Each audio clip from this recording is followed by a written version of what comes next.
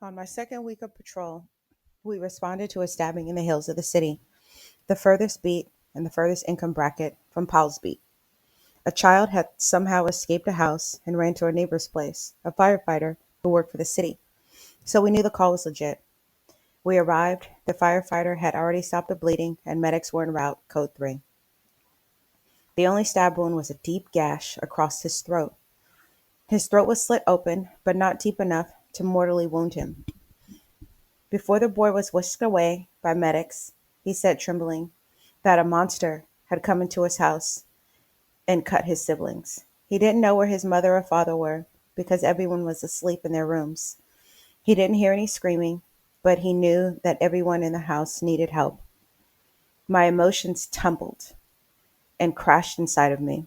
I wanted to cry, but I couldn't. It was unfathomable to me that this 10-year-old boy had the presence of mind to jump out of a second-story window from his house and run to find help, to say a monster had come in to help his family.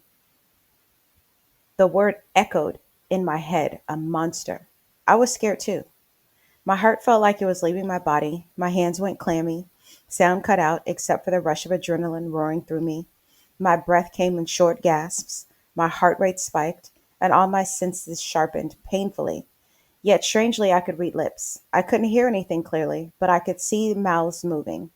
And I saw Officer Powell's mouth moving as he was yelling at me to stack up. I forced myself to focus, to hear, not just to read lips. Thank God the watch commander arrived seconds later and ordered me to stand down and observe.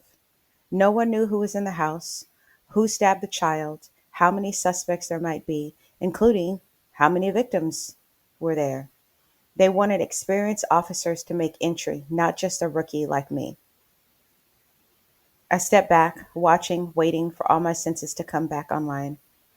Over the patrol vehicle intercom at 0130 hours in the morning, while most of the city slept peacefully in their high tax bracket homes, the silence on the street was shattered. A booming command echoed through the air. Anyone inside the residence, come out with your hands up. If you do not comply, SWAT and K-9 units will be entering. The words weren't just instructions, they were a threat, designed to pierce walls and rattle nerves. The flashing red and blue lights washed over the house, painting everything in a surreal strobing glow. Shadows flickered against the blinds, curtains shifted, and one by one, I noticed neighbors creeping outside, bathrobes cinched, arms crossed against the chill of the night as they gathered at the edges of their lawns like spectators to a show. They whispered, pointed, forming their own little knots of curiosity and judgment. The neighbors' collective gaze turned towards me, or at least I felt like it. They were staring at the house, and I was nearby. And suddenly it started to look like a crime scene on the evening news. Inside, my stomach clenched again. I prayed that I wouldn't throw up. I prayed that they didn't have the audacity to walk over to me and ask me what was happening. I didn't know how to explain. I didn't want to explain. I couldn't explain. How do you translate this?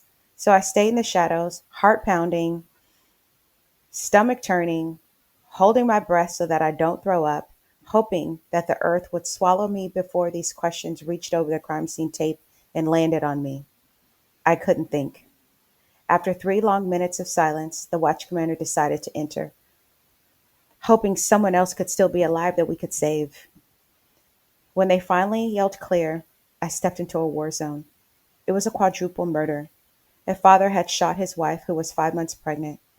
He shot her in the stomach with a shotgun, and he had slit the throats of his boys before turning the gun on himself.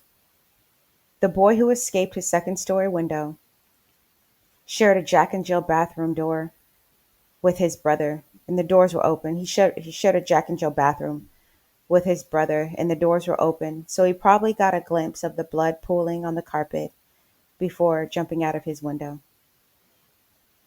It was the first time, firsthand, that I saw the horrific destruction of a shotgun, how it could wreck a human body. Because she was pregnant, I forced myself not to look too closely at the wife. I was useless, overwhelmed beyond words, and I just had to talk myself down. Then came the adrenaline dump. My body betrayed me again, with sweating, shaking, and waves of anxiety. My legs weakened beneath me. My knees were buckling. Dizziness hit hard, and I felt lightheaded. I couldn't move too fast without risk of falling, so I stayed in the shadows, pretending to look alert, watching everyone like I was observing their job functions, like I was taking mental notes to see what they were doing and how productive they were. I had to fight with every ounce of will to stay present, to stop my body from turning against me. The scarlet letter. What if I fainted? What if I threw up? What then? I knew exactly what would happen. I'd be labeled a dick, short for Dixon. Sergeant Dixon was a man who no one respected, and I certainly was not supposed to respect him either. He had been voted off the island and called a coward some 15 years before I even thought about being in law enforcement. The story still hung heavy in the department shadows. Dixon and another officer were going onto a routine car stop on the overpass near the marsh, the vast tidal wetlands hugging the city's Bay Trail. With over 21 miles of coastal shoreline, the march stretched right up to the freeway and buffered about 25 acres before it merged with the San Francisco Bay.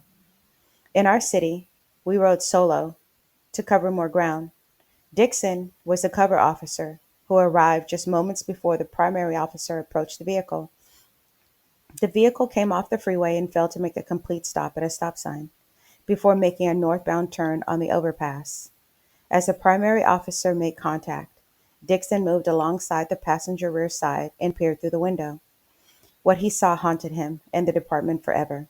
The lone occupant, a middle aged white man, pulled out a firearm from the center console and shot the primary officer point blank range in the face.